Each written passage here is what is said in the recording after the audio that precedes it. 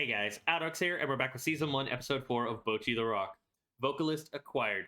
Seems like the band's all together. Or well, back together, because it turns out the runaway guitarist from the premiere, which enabled Bocchi to fill in the position after meeting Najik and Ryo, and starting this path of self-improvement and growth by interacting with others and overcoming her social anxieties, her introverted nature, was none other than Kita herself. It's a very welcome surprise. Can't say I was expecting it, because I only figured she'd be joining the band based on the opening song. But no, turns out she had prior history, and the reason she ran out was because her skills were not up to snuff. She fled because she had been fooling them and fooling herself. She was learning the wrong curriculum when it came to the instrument she desired to play. And her motives? All to get closer to Ryo, because she fell head over heels for her. So that was also very pleasant information to find out. Very entertaining. But I like that now with the assistance of Bocchi, she'll be improving herself. She has a proper instrument, not a bass, but an actual electric guitar, if I interpreted that right, and actual guitar lessons. And can we also appreciate how far Bocchi's already come, because she was willing to initiate conversations. Even if she did stumble and stutter here and there and forget what she was going to say, it's already progress, and you can always appreciate one foot in front of another, because one step forward is still better than no steps forward. So I'm very proud of her, because we know how she started out, and she's already trying to really improve herself, to not drag the band down and overcome some of her own flaws and issues, even if she does get lost in her own wild imaginations here and there. I really appreciate it. And the sincere words she gave to Kita when Kita was about to leave, after being roped in to help out, and how she convinced her with her sincerity to join back with the band, it was so sweet, y'all. It really was. It hit a chord with me. I adore this show already. It did pass the 3-episode rule, yes. And I'm very curious, because now that we have all of the minimum band members, are we going to work on just improving and syncing up, or are we going to search out for someone else? But you definitely have to get those skills and those timings better so we can make sure our performances work out better, or more enthralling. We can reach those quotas after all. Because we don't want to constantly be in the red after all. It'd be bad. Very bad for the band finances. But I'm excited to see what's going to happen next, when we're going to have our first proper performance and not these test performances where obviously there's issues. I want to see them all on a similar wavelength where they can trust each other, where they're more able to sync perfectly with each other. Not necessarily 100% of the time, but getting to that level where people start taking interest in their music and the band themselves, and providing that extra growth to Bocchi, that extra boost of confidence. And I wonder also if we're ever going to have them figure out that she's Guitar Hero and the one posting those band covers online after all. Because it does seem like her sister, Najika's sister, is the closest to figuring that out. It was also very entertaining seeing the power of an extrovert at play. How Kita tracked down Bocchi to talk to her and everything was so forthcoming and almost stealing Bocchi's identity at work, at the club. You'll love the extrovert versus the introvert displays of this show, and the constant art style changes have been an absolute delight, guys. Like, the studio is cracked for it.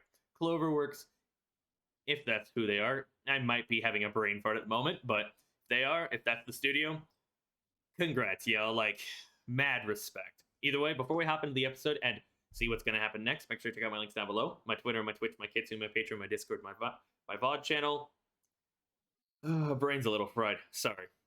It's cold today, and I've had a stressful morning.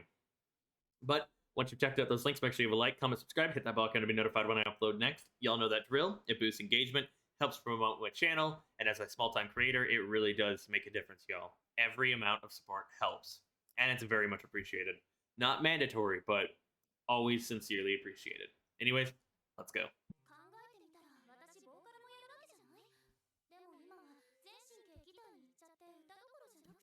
In borrowing words from Endeavor from My Hero Academia, it's just parallel processing. You add one process on top of another. You do it so much that you become fluid at it. It's like driving, where you have to juggle all of these basic tasks and everything to keep everyone and yourself safe on the road, to do it on a daily basis. So you get good enough at guitars, and then you add vocals on top, or you get good enough at vocals for it, then you add guitar in, and it becomes more natural the more you play, the more you practice, the more you do it. That might be too high bar for her.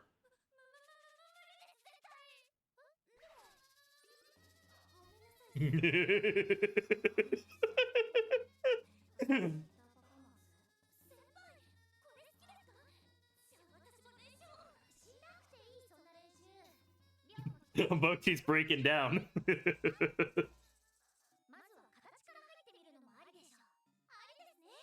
Superficial stuff.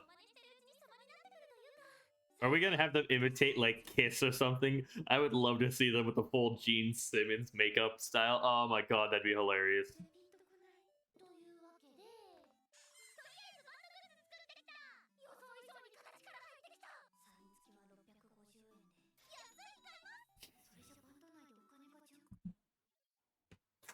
I love that just Rio is so fucking wild. I know she's a rich girl and everything and constantly running out of money because she's financially irresponsible when it comes to music. But the fact that, you know, we're going to have this dynamic with her and Kita, oh my god. I love every character. I'm having a hard time choosing between Rio and Nijika on who I like more between the other bandmates. I do like Kita, but I'll need to spend more time with her. And of course, Bocchi is Bocchi. It's hard to beat our main character, our bundle of stress, anxiety, and issues that we all can relate to.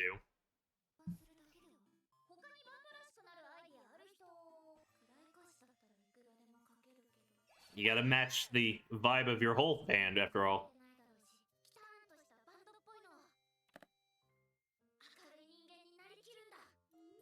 Is it impossible for...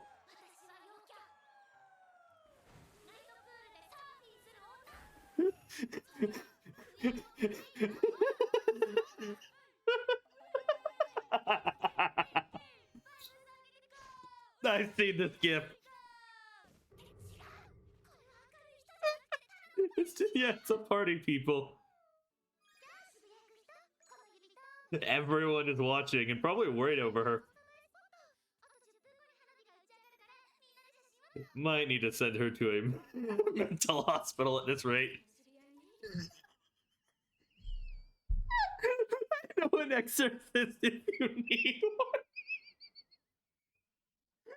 Oh god. Oh god.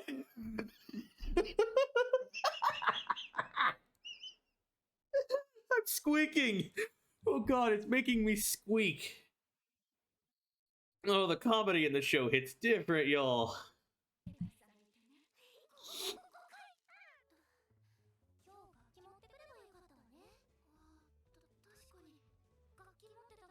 Yeah?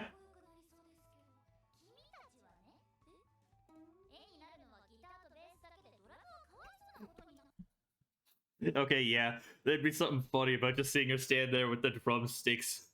And it'd be a pain in the ass to lug around an entire drum kit.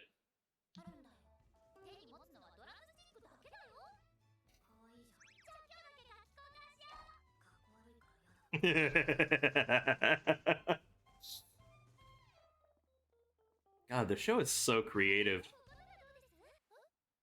Oh, wait, was the band collab maybe the former band she had left? The previous band she was a part of, after all? Maybe there was like a falling out or something, and that's why she seemed a bit weird about it. I like that previous photo a lot. Ooh, that one's also a good one. That'd be great promotional art. I still think the staircase one would probably be best. Definition of an extrovert. A go-getter. Bocchi Shinda!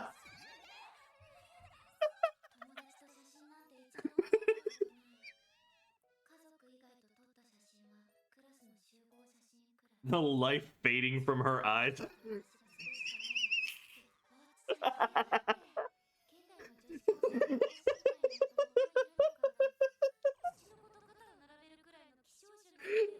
My face hurts.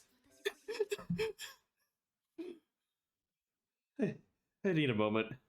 The way she's rocking back and forth and almost having a fucking seizure, a breakdown and shit like that. The way she's dying. Oh, this show is too much sometimes.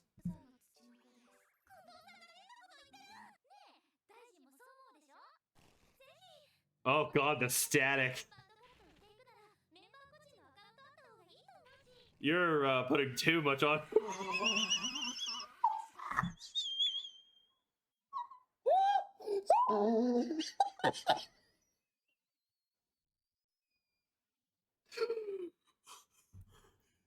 So you know how I said this show is really creative? It catches me off guard that the humor is too much sometimes, that it's fucking amazing.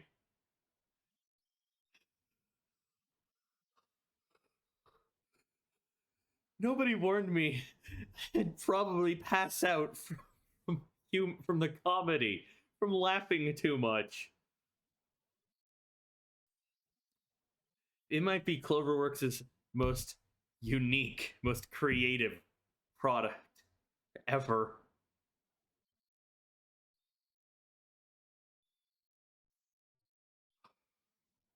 All right, I need to get through this scene. God damn it. God, the art style changes, the way the characters model change.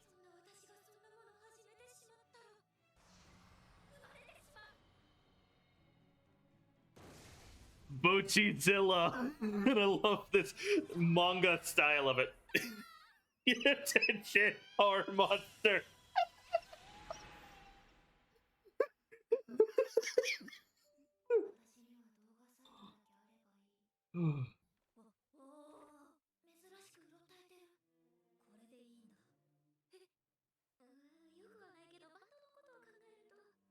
You are your own worst critic, after all. Because sometimes there'll be just periods where you're writing something, or you're producing something, or you're making something in general, and you don't feel it's up to snuff, but it actually turns out it's better than you'd expected. It's just you get in your own head, you have those own expectations set on yourself, and that pressure, that anxiety, all of your thoughts, it makes it very judgmental of yourself, and it makes it hard to feel confident about something you make. I get that way too.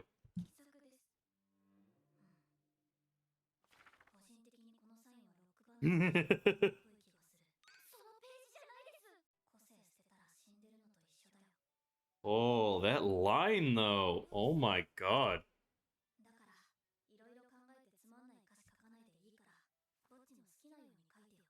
Write what you want to write.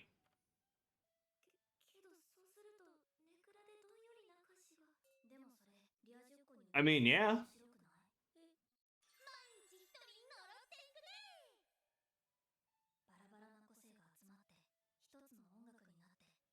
The essence of music. Yeah. It's what your band is going for.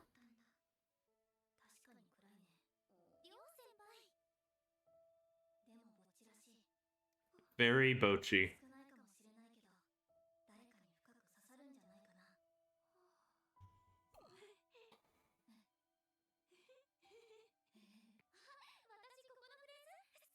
It's actually making me tear up. That actually hit way harder than I was expecting it to. And we're back. I might die watching this show. Straight up. I might pass out, hit my head, start bleeding out, because the comedy's hitting the hardest of any show this entire season. And there's been some peak moments in Yurusei Yatsura, as well as other shows I've been watching, but it just has this different feel to it. It's the different weight of this humor. It might be because of how well it connects with me, or how it's portrayed, or how unexpected it comes across, and how creative it can be. From Bocchi's wild imaginations to the visualizations, and how character models aren't always consistent. Like, she'll melt, or she'll quite very literally glitch out. And I think that's probably my favorite aspect of this show. Other than the heart we seem to be building, especially towards Bocchi's journey, towards her desire for self improvement, and all of the progress she's making slowly but surely. I do think this episode tipped Rio in the scale of being my personal favorite outside of Bocchi, even though I really do like Najika. But the moments we had, and that information about why she left the previous band, because she liked the uniqueness. When you rub away or you get rid of the uniqueness, you're essentially dying. And I really do like that concept. Why should you conform to others, essentially? and remove what made you great in the first place. Instead, you should show it off. You should make it shine. Write the lyrics that you want to write. And I mean, it would be very hilarious to see a normie sing such social outcast downer lyrics. Lyrics that are very Bocchi. I really do like how we saw her try to conform and make lyrics that were in the style of everyone else in the band. Show her considerate side, her side that she wants to be accepted, be acknowledged, and not be kicked out, to do better for them and to improve for them. But she also forgot to take care of herself in that regard. She was showing more concern for others than over herself. And after those words, I really like that she was able to write lyrics that they found very good. And the line of, "It may not connect with many, but when it connects with those that it does, it'll hit really well," or however that line went. Something about it just made me actually tear up, because it was like that acknowledgement, that affirmation of her efforts, and that being an introvert's not necessarily a bad thing, but you can also praise the efforts of trying to connect with them and trying to improve, and everything Bocchi's doing. It validated her efforts, and I think maybe just the aspect, the heart behind it, the weight behind it, the significance of those words from her bandmates to her, it really made me almost cry. Straight up, like, wasn't expecting that to happen, but I really do appreciate it. There's just this undeniable heart about this show, and the way we're slowly but surely strengthening the bonds of friendship of bandmates between all of them. I do like it a lot. The comedy is great, but if we continue like this level of following Bocchi's journey, not Bocchi, because this isn't King's ranking. Though I wonder if there's art style of maybe her and Bocchi's attire and Bocchi and her attire, because that'd be hilarious. But I like that we're learning more about the characters. We're spending more time with them. It's a very slice of life comedy show, and I can appreciate that because it doesn't feel like it's dragging.